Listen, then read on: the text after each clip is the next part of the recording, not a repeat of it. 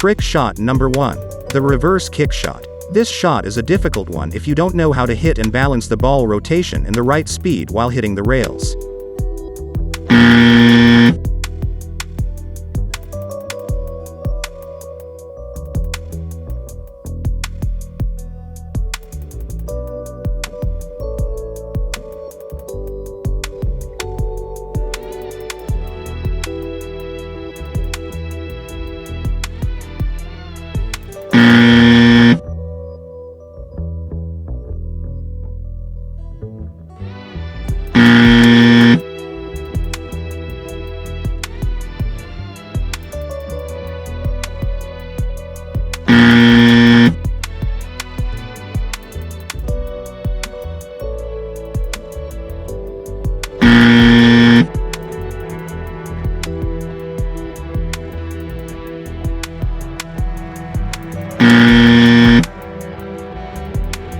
This is how you do it.